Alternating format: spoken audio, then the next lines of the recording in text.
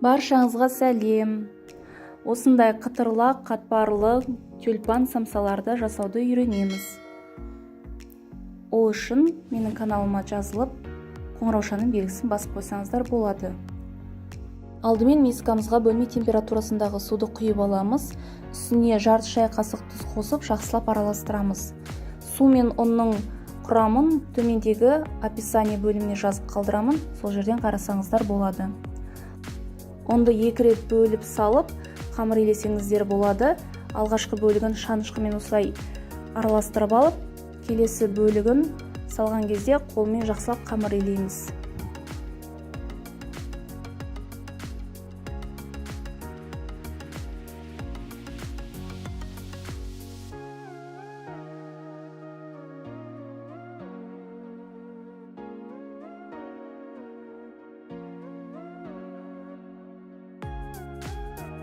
Барлық осы салынған ұнды жаратып, жақсылап жұмсақ қамыр елейміз.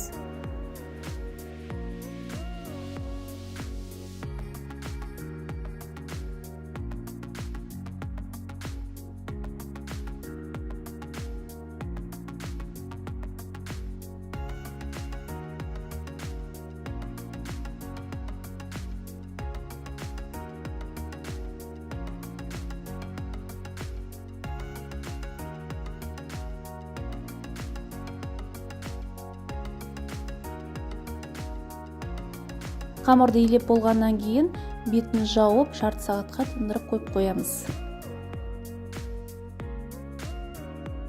Енді самса қамырына жағылатын майды дайындаймыз. Ол үшін 200 грамм сары майды алып ерітеміз.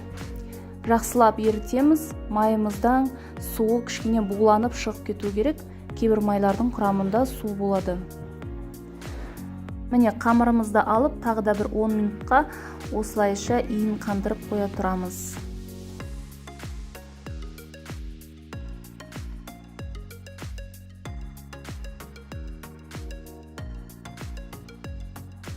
Міне қамырымыз жаюға дайын, жұмсақ болып тұр.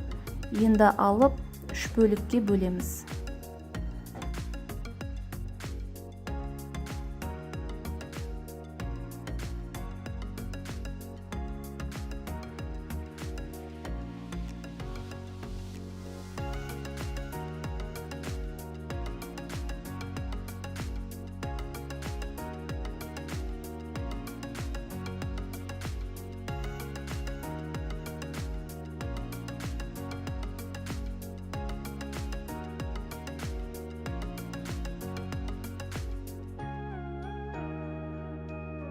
Алғашқы қамырымызды осылайша ұн қосып, оқтаудың көмегімен жайып аламыз.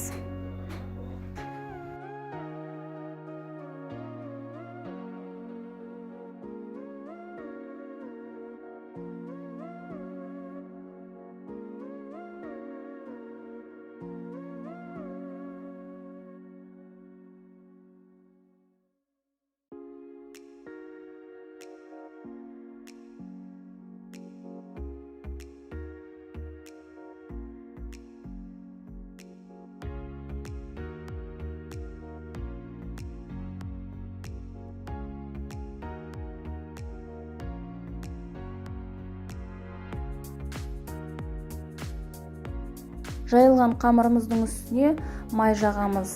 Майды осылай салып, кесічканың көмегімен жайып шығамыз.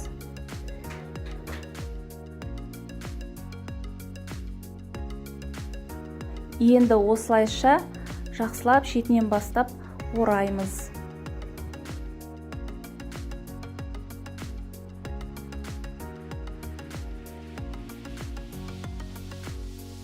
Тура осылай екінші қамырды да жайып, үстіне майын жағып, дайындап аламыз да, бағанағы оралған қамырды үстіне қойып, осылайша ораймыз.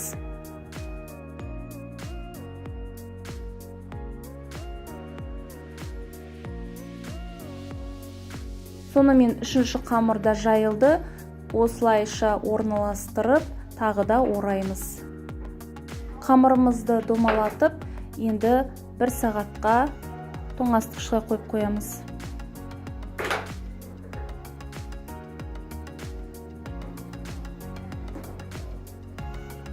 салмасын дайындаймыз. Ол үшін бізге фарш, картошка және пияз керек болады. Барлығын осылайша ұсақтап турап, фаршымыздың үстіне қосып, үстіне тұз, бұрышын қосып жақсылап араластырамыз.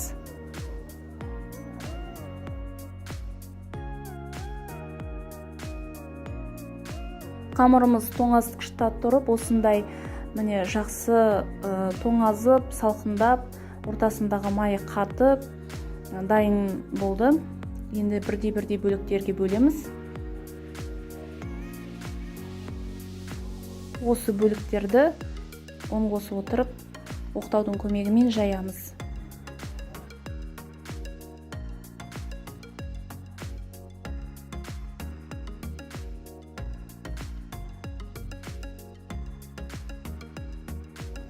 Осындай қалыңда, жұқада болмау керек, қалыңдығы. Енді ортасынан екіге бөліп, міне сол бөлікті алып ортасынан қосамыз.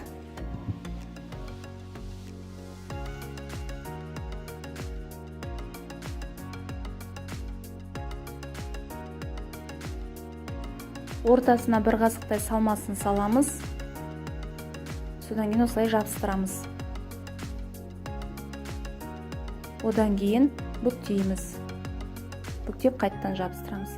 Міне сонда осындай тюльпан самса шығады.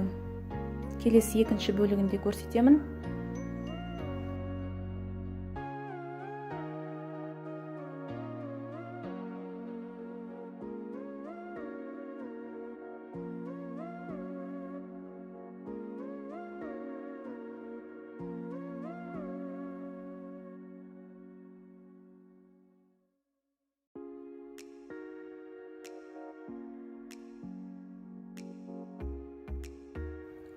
Самсаларымыз түйіліп болды.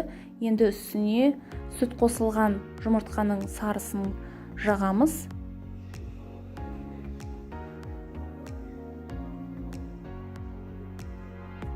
Үстіне күнжіт себеміз. 200-220 градуста 35-40 минуттай қойып пісіріп аласыздар. Сонда міне осындай дәмді, әрі өте әдемі, қатпарлы тюльпан самсалар дайын болады. Сіздер де жасап көріңіздер.